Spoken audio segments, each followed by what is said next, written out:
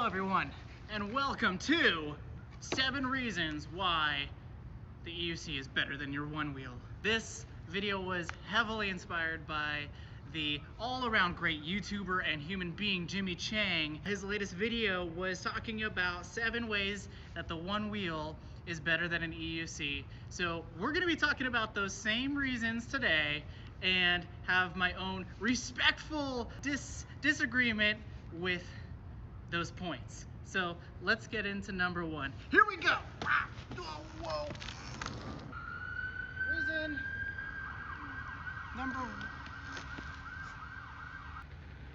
number 1, the name. And I get it. Onewheel is really catchy. It's 2 syllables. An electric unicycle is an entire novel. But whenever people see me on this, they say, look, a Onewheel. They don't know the difference. And if people want to know the difference, they usually ask, what brand is it? And usually it ends up being a Gotway or King Song or InMotion. I don't know if the name is so important, and EUC is gaining traction as a shorter way to talk about these things. People don't really seem to care. They think it's a Onewheel.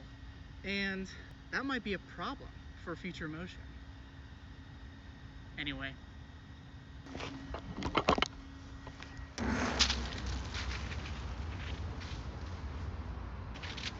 And number 2, stance. We come to stance. Now, I should probably tell you where I'm coming from. I loved my Onewheel. I had over 3,500 miles on my Onewheel.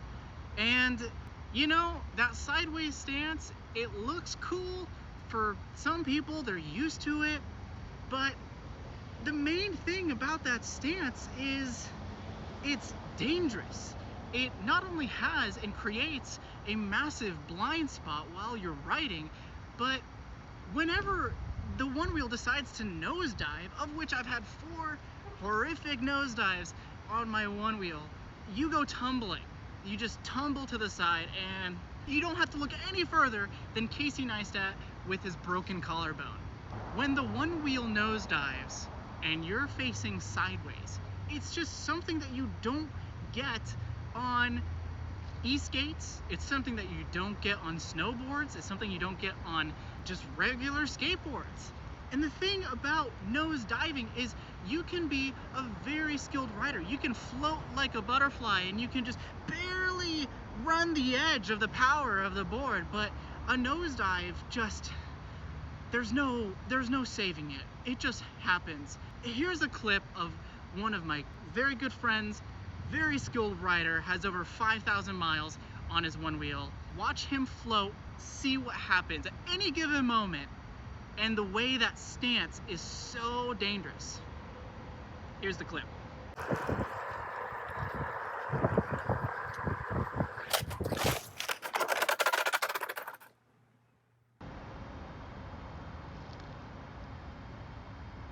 So, I think that the stance is dangerous, especially in city riding. It becomes a huge blind spot. And for me personally, I can't do a constant twisting stance as I'm riding repetitively. After 3,500 miles on the Onewheel, I was developing like all these aches and pains, and eventually I had to learn how to ride goofy instead of standard because I needed to start twisting my neck and my shoulders and everything the other way. And I have an injury from a motorcycle accident, and the Onewheel just exacerbated that. Whereas facing forward, having clear vision of left or right and what's around me, being able to have just so much more control in that regard is, I feel like, a better stance. Everything looks goofy until it's normal.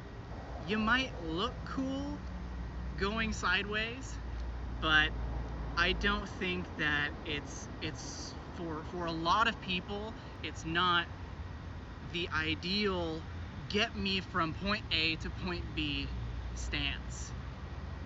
Yeah. Okay. All right. let's talk about learning how to ride. The point being made for the Onewheel is that it is easier for beginners to get on. And to some people, yes. But here's the thing about the Onewheel. That platform that you're on with the pressure sensor, once a beginner is on the Onewheel, they have no idea how to get off.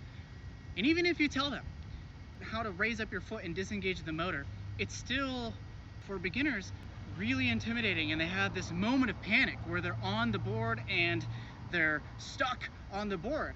And if you've ever been a beginner on a Onewheel, you know how this feels.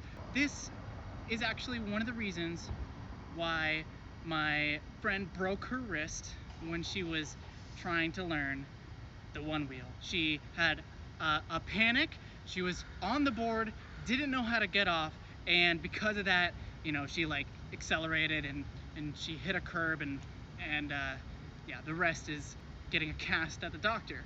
What I know from beginners that I've taught how to ride is that if you do not have board experience, the Onewheel is a boarding sport, and it doesn't have the same instinctual sort of turning mechanism that's akin to a bicycle.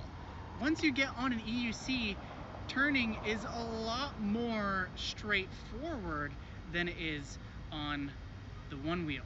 And getting off is not so much of a scary panic moment. You can just step off of these.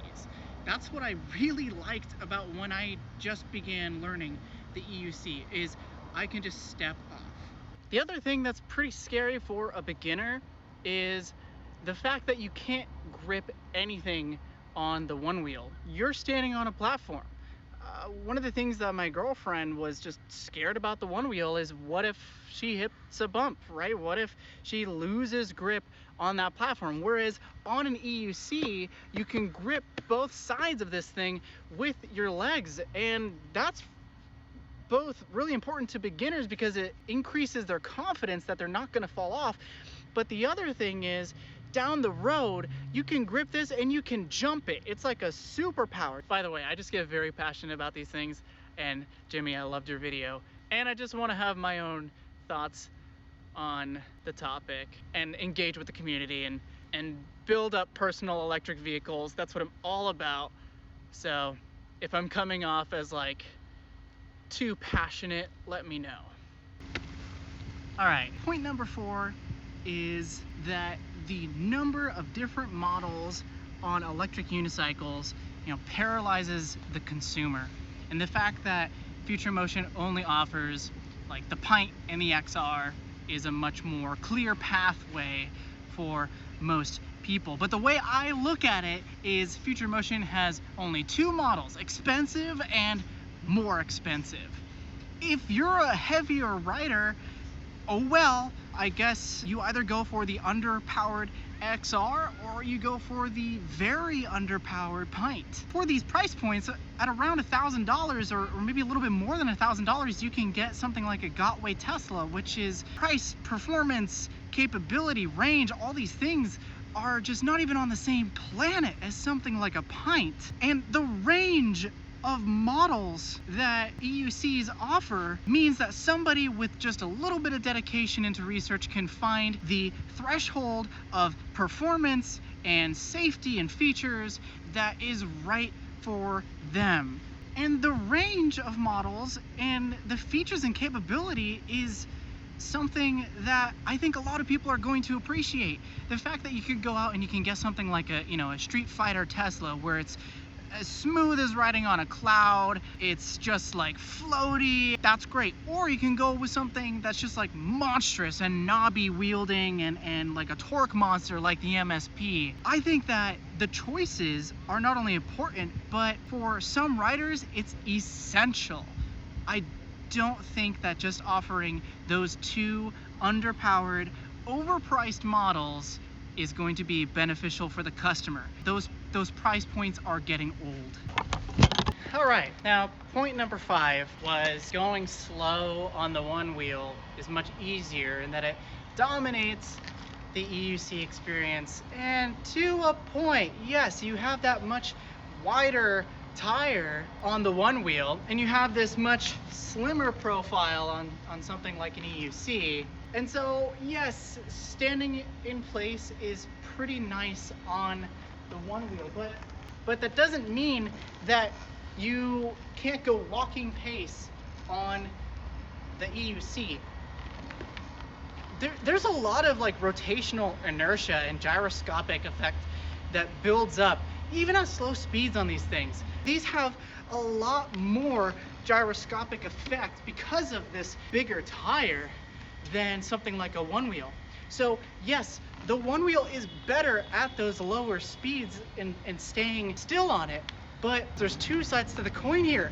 When you go faster on a Onewheel, you still have that really wide tire. It's just like having glider wings on a plane and you're going through a windstorm.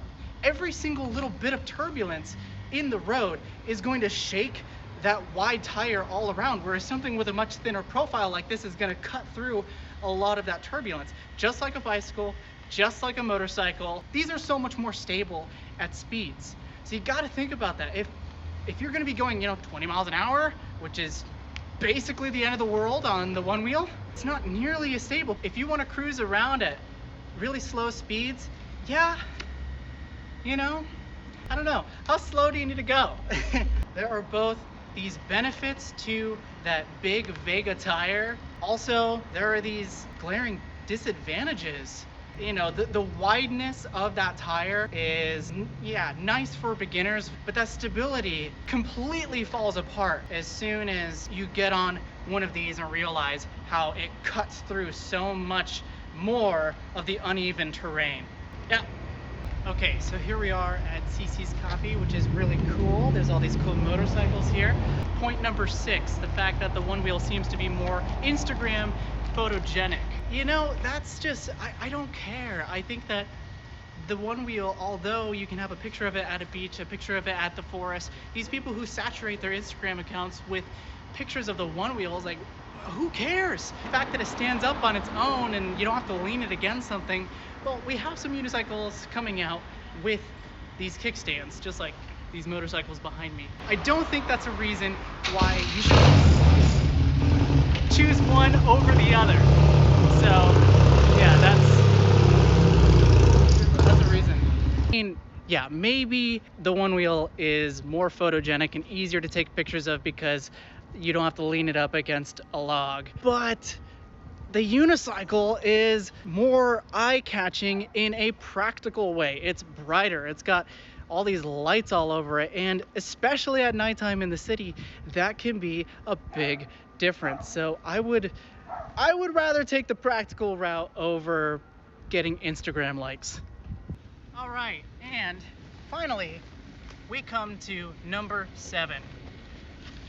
The fact that the unimpressive specs, the underpowered motor, and the small battery on the Onewheel are a good thing for the company, because maybe that gives them a lot of headroom to improve the Onewheel. Let's focus first on what these are.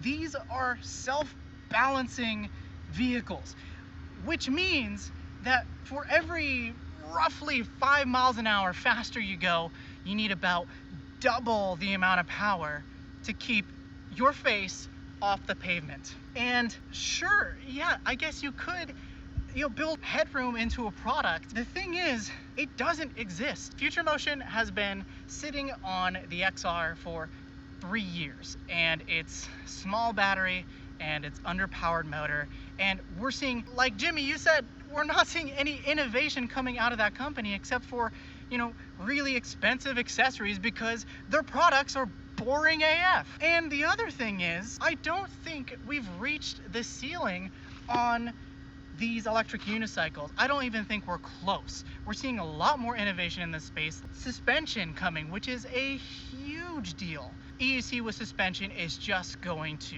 kill it. And who says that somebody doesn't want to ride for 100 miles on fire roads and go exploring, the likes of which you could really only do on something like a motorcycle before. When you're on the machine that's capable, it dramatically reduces everything else. I think we're seeing a lot more innovation in this space, and I think people are excited to see how far we can push these.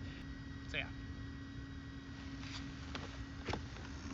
So where are we all at with all of this? Well, here's the thing, is I really care about the future of personal electric transportation, and I think if you're gonna be spending your hard-earned money, the Onewheel is a board sport, and it comes along with all of the things, the dangers and the risks and disadvantages of a board sport.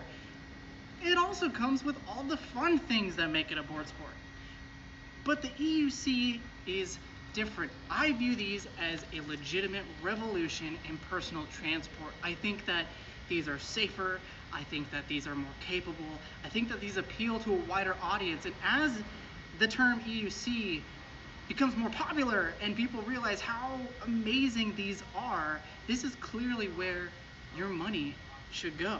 Until Future Motion designs and produces something that is comparable to an EUC, price for performance, the comparison between the two is dead until Future Motion comes out with something else.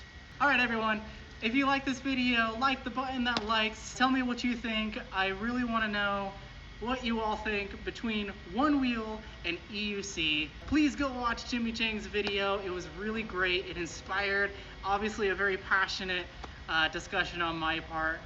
I'll see you all in the next one. Later.